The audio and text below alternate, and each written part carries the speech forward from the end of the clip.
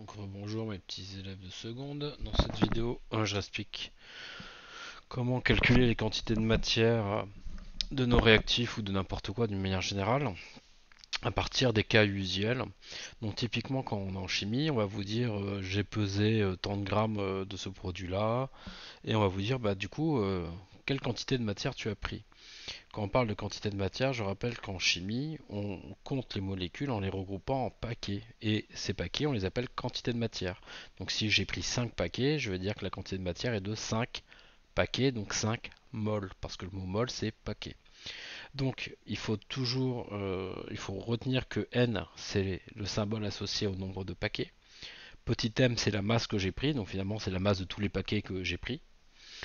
Et puis on a aussi grand M qui va être la masse d'un paquet. Et on a donc la relation n égale petit m sur grand M. C'est-à-dire que pour calculer le nombre de paquets, je prends la masse de tous mes paquets et je divise par la masse d'un paquet. D'accord? Ce qui est assez logique. C'est vraiment très très logique. Donc en général, et non c'est typique, on va vous dire bah on calcule la quantité de matière de CH4 qu'on a pris, sachant qu'on a pris 18 grammes. Et puis, on va vous dire de trouver ça, donc il va falloir le faire. Et on va utiliser donc la formule n égale petit m sur grand M. Et on a n CH4, donc égale petit m de CH4 divisé par grand M de CH4. Je vous conseille de préciser entre parenthèses de quoi vous parlez.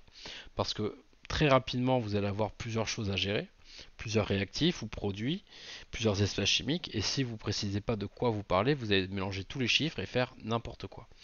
Donc, vous précisez à chaque fois ce que vous faites.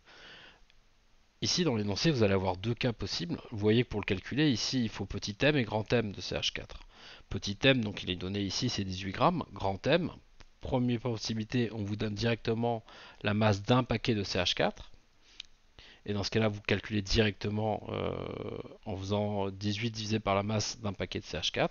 Ou alors, on vous donne simplement les masses molaires atomiques. Ça veut dire que, typiquement, c'est la plupart des énoncés, on va vous dire que la masse d'un paquet de carbone vaudra 12 grammes par mol, que la masse d'un paquet de H vaudra tant de grammes par mol, etc. Et il faudra s'en servir pour calculer la masse d'un paquet de CH4. De toute façon, c'est tout bête, hein. Dans CH4, vu que j'ai pas de chiffre après le C, c'est-à-dire que c'est comme s'il y en avait un. Donc j'ai un carbone et 4 hydrogènes dans CH4.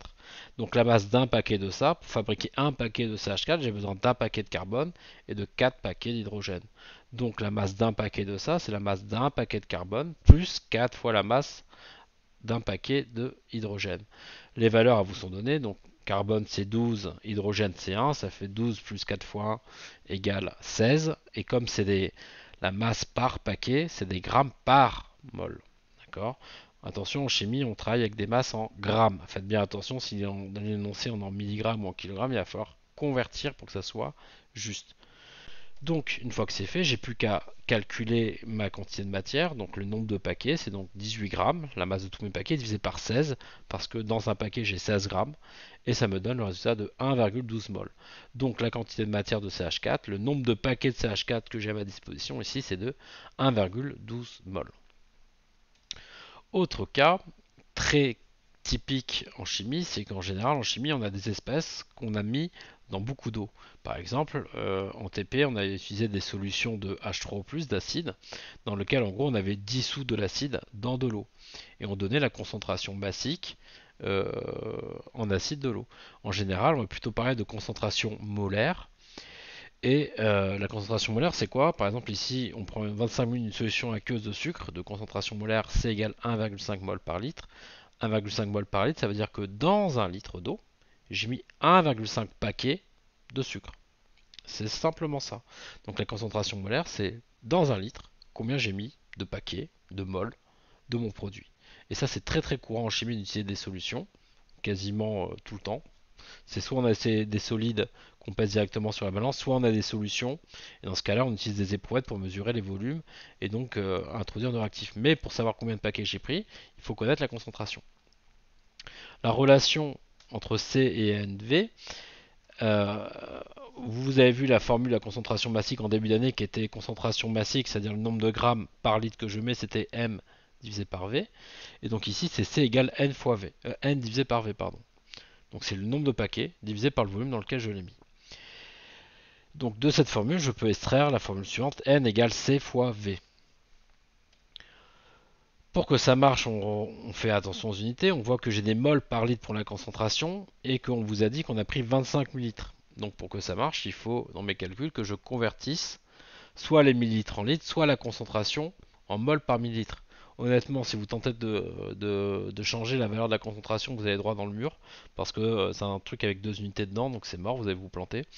Convertissez simplement le volume en litres. Donc 25 millilitres, dans millilitres j'entends 1000, donc je fais 25 divisé par 1000, et ça me donne 0,025 litres.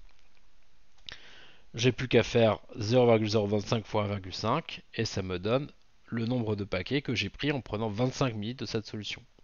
0,0375 mol. Une autre manière de voir ça, si vous comprenez que 1,5 mol par litre, ça veut dire qu'on a mis 1,5 mol dans un litre, vous pouvez simplement écrire un produit en croix. Parce que j'ai pris 1,5 mol que j'ai mis dans un litre. Moi, je cherche combien il y en a dans 25 millilitres. Et donc, une fois de plus, il faudra convertir avant de faire le produit en croix. 0,025 litres. J'écris mon produit en croix. Ça me donne exactement le même calcul et je retrouve exactement la même valeur. Donc voilà, ça va être en gros les différents cas que je vais vous demander de savoir maîtriser à votre niveau pour calculer les quantités initiales de matière. Je peux aussi vous demander à partir de ces formules-là, mais dans un autre sens, de me calculer la masse que j'obtiens d'un produit. Donc utilisez ces formules-là, quoi. Il faut que vous sachiez le faire pour le contrôle. Voilà. Allez, bonne soirée.